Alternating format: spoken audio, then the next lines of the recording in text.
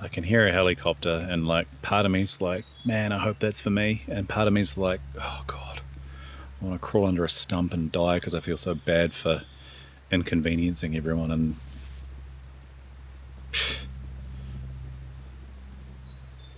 very New Zealand response to an injury in the wilderness, I think.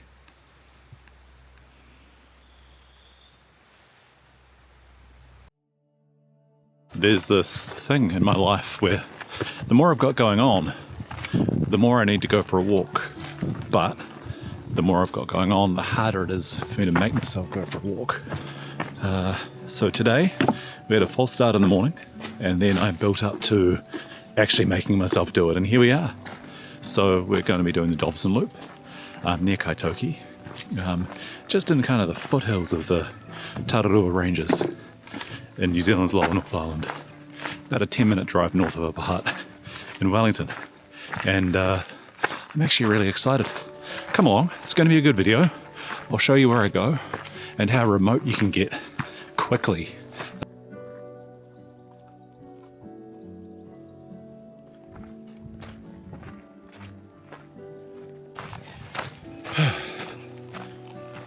This feels good.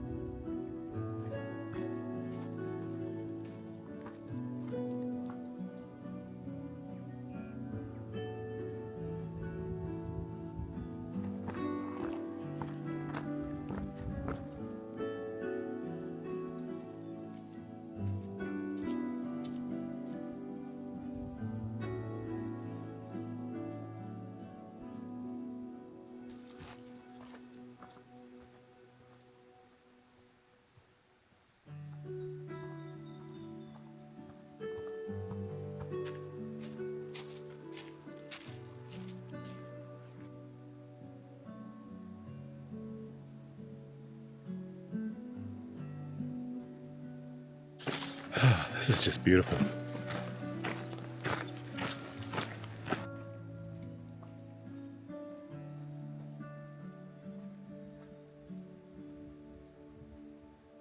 Evidence of a heap of tree fall and that through here, which has just been immaculately maintained for me. I'm so appreciative. I don't actually even know where to go. I think up and round, I think is the go here, but you always want to be just careful and aware of whether anything further is going to fall down. This one looks pretty settled in, but just a massive tree just bashed over by the wind, and I guess probably a bit of water getting under it, but we're just going to duck under here.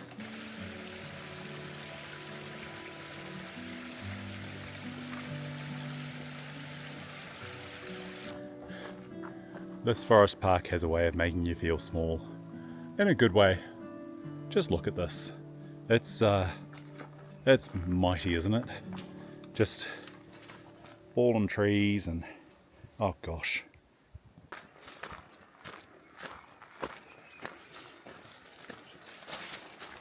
Well, fuck. I'm on the ground right now.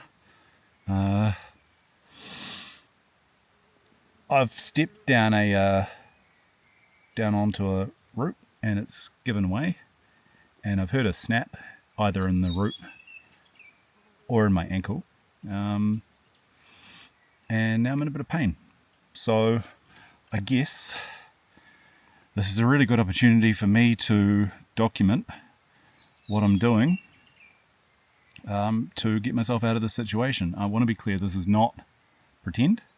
It's a real life survival situation now where I've hurt myself. I don't know how badly. I've already called loudly for help. No one has heard, and there's every chance that at 2:39 p.m. in the afternoon on a Saturday. There's a chance I might be the last person through this trail for the day. First thing I'm probably going to do is attempt to weight bear. The pain was worse at the start than it is now. It's not good though. My first thought was that I'd broken my ankle, and so if I've done that, there's no way that I can get out of here on my own, and from experience with breaks, the pain is going to get substantially worse when I'm out of shock, if I'm in shock, which I possibly am.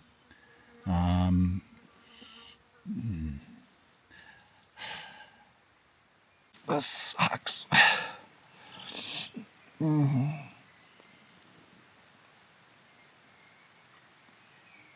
The idea of having to set off my beacon is... I don't want to do that. I don't want to do that.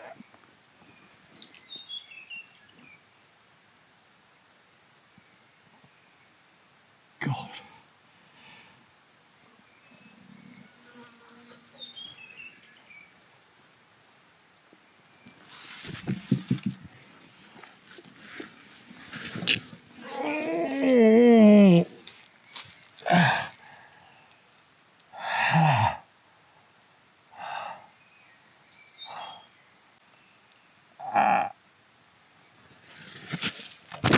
Oh, that's my water.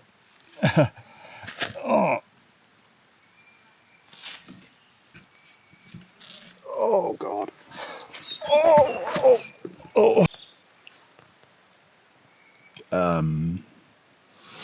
I can stand on it, and that's a start.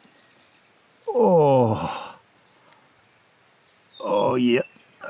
That looks fucked. Okay. So there's something. I've definitely done something to that. That is okay.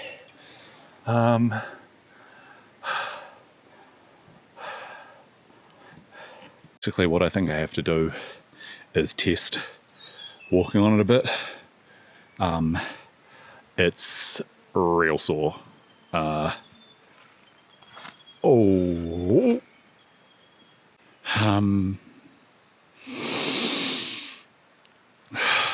There's a branch fallen further down the track. I'm going to get my stuff, especially my PLB, and get there and get myself situated and reevaluate.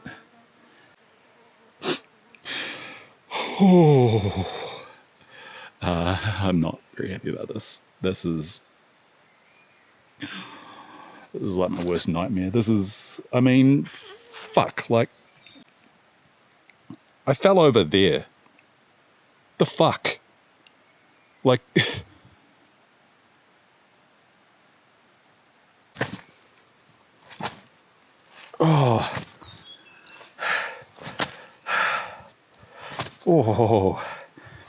So another consideration for me.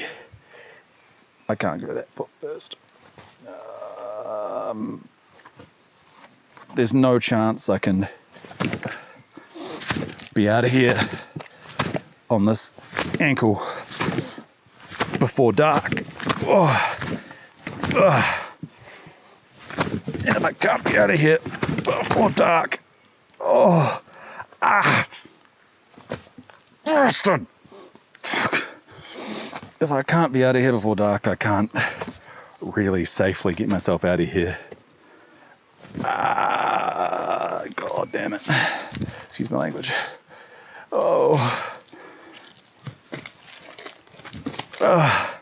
I've reached the... Hopefully it holds me up. Okay. Basic first aid now.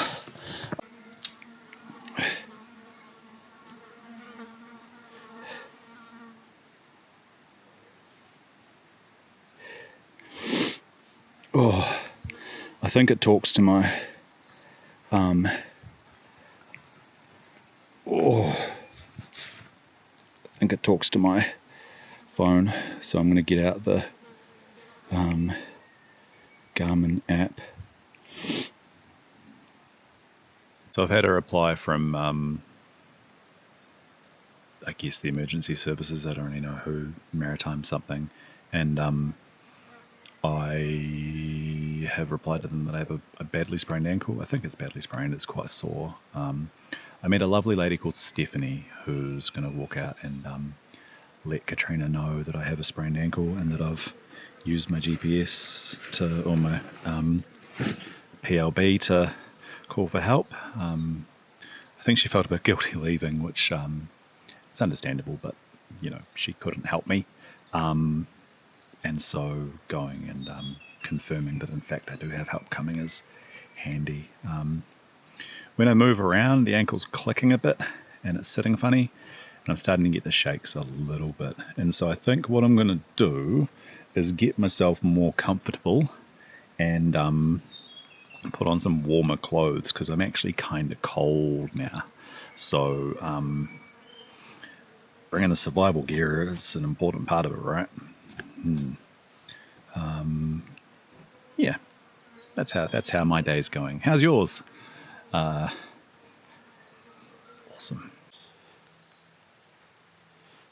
Just replying to emergency services who have asked me to confirm that I'm on the track.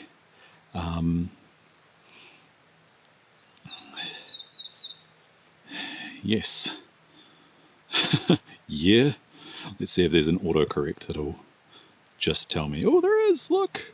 Yes, I am. Yes, I am. Flippin' hell. This is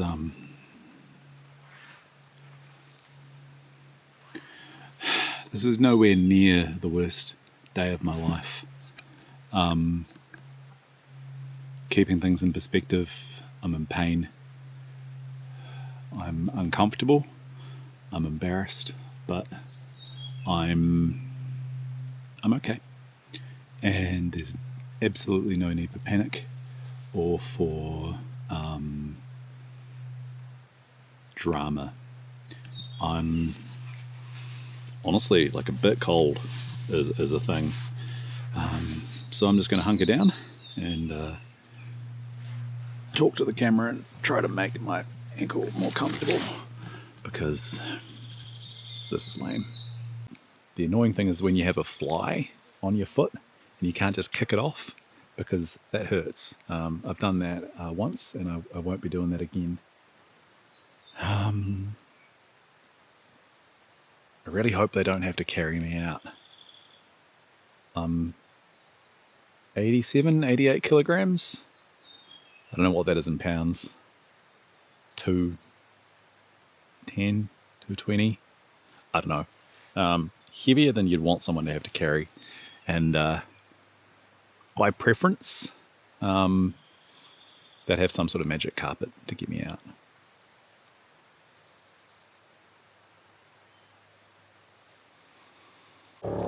So that definitely sounds like a helicopter. I don't know. I can't really move. I want to get up and wave stuff around, but I can't. So, yeah.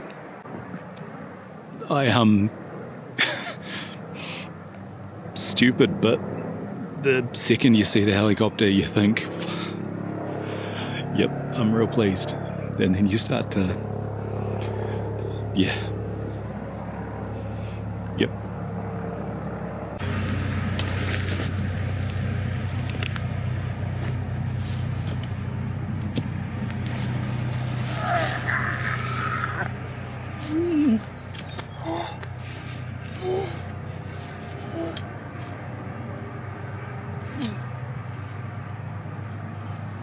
That was a dignified noise.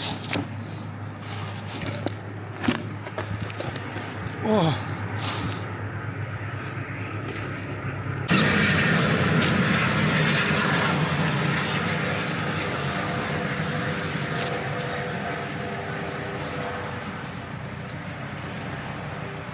Something that's not fucking green. Oh. Oh.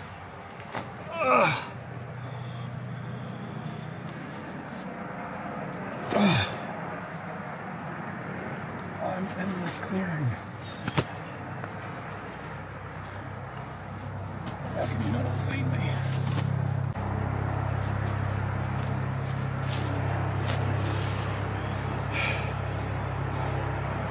Fuck.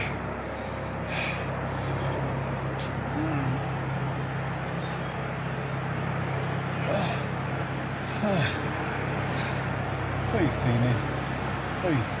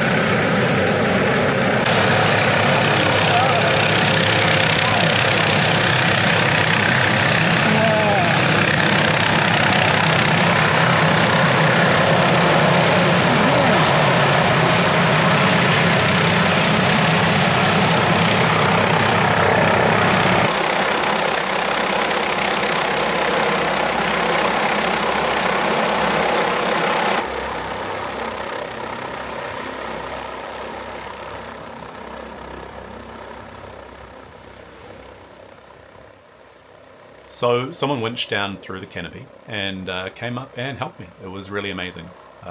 It turns out that they are really nice and really understanding of the fact that it's not a great day for the person they're helping. I was very apologetic and I was quickly told that I actually didn't need to be because they were a bit bored and were excited for the opportunity to get out and to do what they do best. I was given a green whistle of drugs, which made me feel a lot better. The paramedic took off my shoe and identified that probably it was broken. I was still convinced it was sprained, but turns out the medical professionals actually know more than I do about that kind of thing, and it was, in fact, a little fracture on the outside of the ball of the ankle. They got me wrapped in this big harness thing and lifted me through the canopy and above the trees into the helicopter. And I'll never forget, as we were about to take off, Angela, the paramedic, leaned over to me and said, "Try to enjoy it." And I thought to myself, heck yeah, I'm going to definitely try to enjoy this because it's been a rubbish day. Let's take something positive out of it. And as you're lifting up through the trees, it's a weird experience because, you know, you're all of a sudden kind of weightless and then you're being sort of having branches pointed out to you by the person doing the work. And then all of a sudden you clear up above the canopy and there's this expanse of trees and little valleys and streams that you just didn't know were there. I thought I was in this narrow valley and instead it's actually kind of wide, you know, and there's different tributaries going into Smith Creek that I was walking alongside, and it was just, I was in pain, but I couldn't really think about it at that moment because it was just that beautiful. I've never been in a helicopter before. I'm not really afraid of heights, and so that wasn't an issue, but it turns out that when they're getting you into the helicopter, they don't want you to help them. I tried and had my hand very gently smacked away. They don't need your help, believe it or not. They have it well under control. So I was got into the helicopter and quickly into a seat, which was very comfortable. And eventually, after a couple of tries, a line was put into my arm and I was given some fentanyl, I think, which was lovely. I was a bit worried that we'd be taken somewhere in the Wairarapa because that's a bit further from home and would have been logistically a bit more difficult for me. But no, I was actually whisked down across the Hutt Valley and across Wellington Harbour to Wellington Hospital, where they were brilliant. You know, they took me off the helicopter in a wheelchair down to ED. I had a brief wait, and then I was taken in, put in a bed, X-rayed a couple of times, and put in a boot and sent him away with some crutches. It was remarkably smooth. It happened, I think I've said the time in this video, it happened just before 3 p.m. And I think I was home by 9 p.m, you know, and so really quite remarkable. I'm so lucky to live in a country where that was all provided to me through charity work and through funding. And yeah, really kind of a good example of how if you have all of the measures in place to keep yourself safe in an emergency, things go much better. I could have been in big trouble out there, and I wasn't. So basically, the way that it worked when I triggered my inReach is that a signal was sent from me up to the Iridium satellite network, and someone in Texas, I believe, working for Garmin, received the alert. They rang my wife and my father, and they were essentially told that I'd triggered my alert, and that they didn't really know what was going on. I was able to fill them in via text, as you've seen a little bit, about what was happening for me, and they were then able to relay that to my wife and father. So they weren't left wondering what was going on with me. My wife and my father-in-law picked up the car from the trailhead, and my wife met me at the hospital. It was really so elegantly done, and I'm so appreciative to all the different parties involved in getting me out of there, because you quickly become aware of how vulnerable you are when you can't walk. I'm nearly out of my boot now, which is fun, and I can start properly rehabbing and get back out on the trail with a bit of training in advance. When I think back to what happened, I can't really explain it. I think I was just not paying attention. You know, my wife always tells me off for not looking where I'm walking, and I think basically that was what happened. I was looking in wonderment at the forest around me, and just bang, down I went. So I guess it could happen to anyone, but it certainly helps if you're an idiot like me.